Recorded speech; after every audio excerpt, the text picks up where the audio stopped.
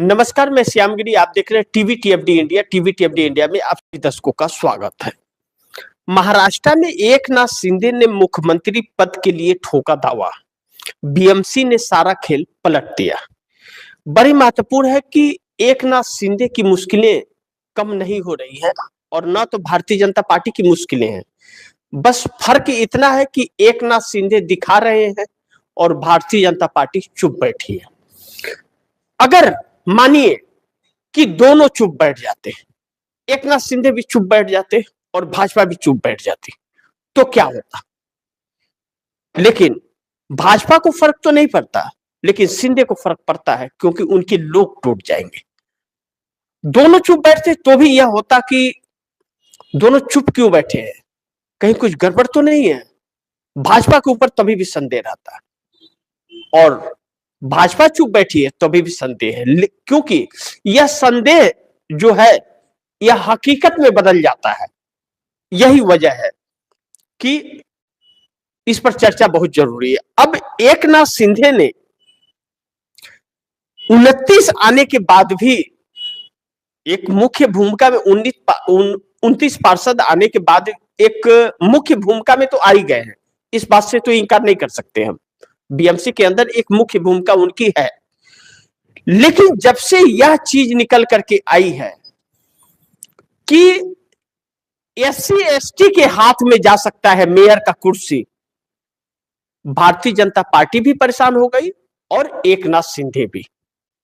अब बाला साहब ठाकरे की 100वीं शताब्दी है, तो अब एकनाथ शिंदे चाह रहे हैं कि मेयर किसी भी तरह से बन जाए और भाजपा नहीं चाहती है।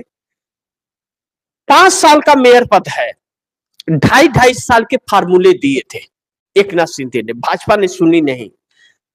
अब एकनाथ शिंदे के लोग आकर के दिल्ली में बैठ करके अमित शाह से बात कर रहे हैं कि बाला साहब ठाकरे की जयंती है, 101 साल का ही दे दीजिए मेयर कुर्सी, और भाजपा तैयार नहीं हो रही है। यानी कि कितनी जरूरत एकनाथ शिंदे को है, कितना गिड़गिड़ाना पड़ रहा है, जबकि एकनाथ शिंदे के बगैर भारतीय जनता पार्टी तो मेयर बना ही नहीं सकती और ना ही सरकार बचा सकती है। फिर इतना गिर रहे हैं जो एकनाथ शिंदे, तो संजय राउत का भड़कना लाजमी है। अब संजय राउत का कहना है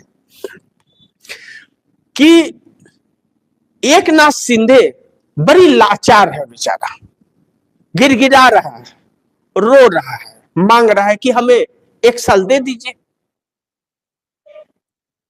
शिवसेना इतना तब से गिरने लगी, जो अपने आप को बाला साहब ठाकरे का शिवसेना कहती है, उनके मार्गदर्शक में चलने वाली, वह इतना तब से गिरने लगी कि पैरों में गिर करके भीख मांग रही है मेयर का, जबकि भारतीय जनता पार्टी का वजूद ही नहीं है, बगैर शिंदे के वह बना ही नहीं सकती।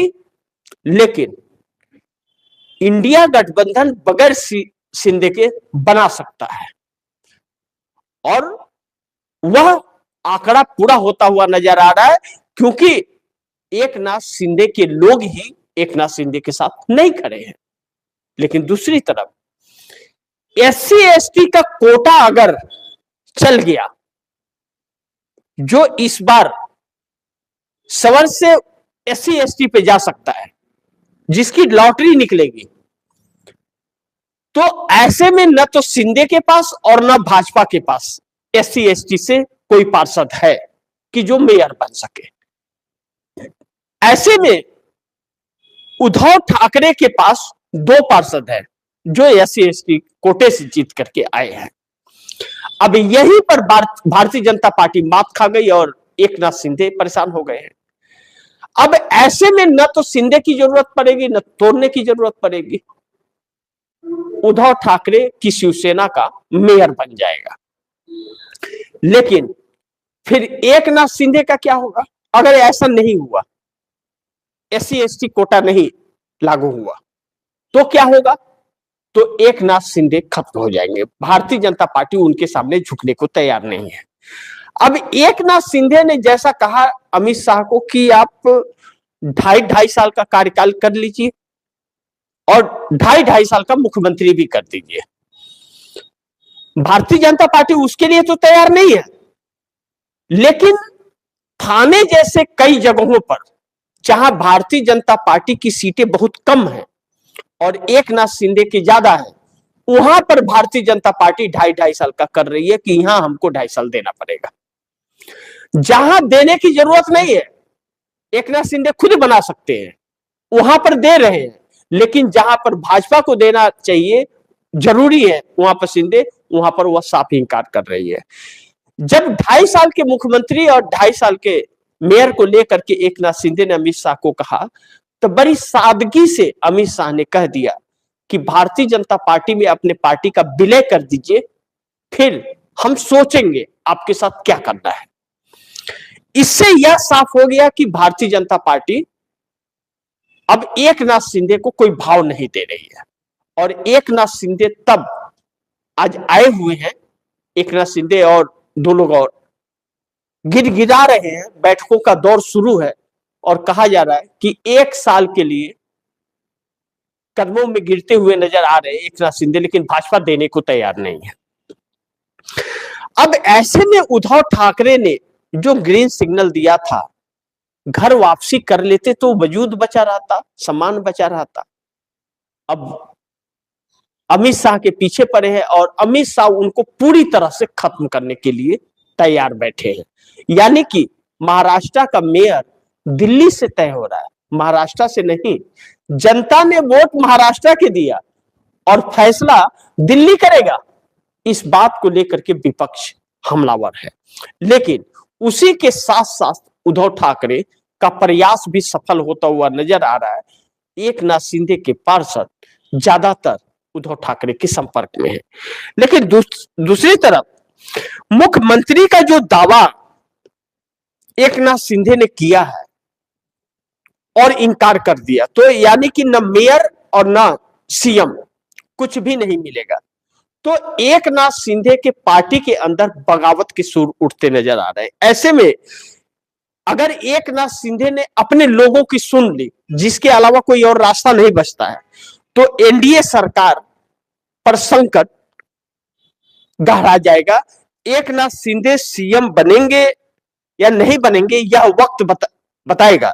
लेकिन बीएमसी का जो खेल है, वह सरकार गिराने के लिए कारगर साबित हो जाएगा।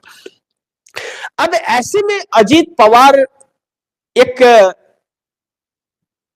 ऐसी कड़ी हो गए हैं कि न 56 में, न 56 में, न भारतीय जनता पार्टी के लिए जरूरी है और न ही किसी और के लिए। ऐसे में वह अपने चाचा के साथ जाकर के अपनी फिर से एक नई राजनीति शुरू करेंगे, घर वापसी करके।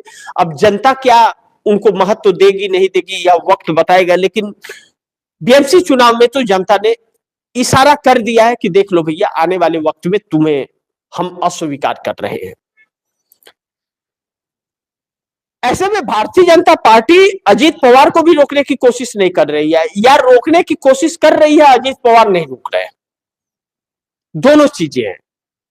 चूंकि शरद पवार तो भारतीय जनता पार्टी के बैक सपोर्टर थे, लेकिन अब शरद पवार को भी यह समझ आ गया, उनकी बेटी को भी समझ आ गया। सुप्रिया सुले ने प्रेस कॉन्फ्रेंस कल किया था, एक प्रेस कॉन्फ्रेंस करते वक्त बड़ी मायूस और दुखी थी। कह रही थी कि कांग्रेस ने गठबंधन नहीं किया, नहीं तो अच्छा रिजल्ट आया होता। कांग्रेस अकेले चुनाव लड़ी, तो कांग्रेस साथ में थी तो महत्व को नहीं समझी सुप्रिया सुले। तब तो बड़ी लंबी लंबी फेंक रही थी, तब तो भाजपा बड़ी अच्छी लग रही थी।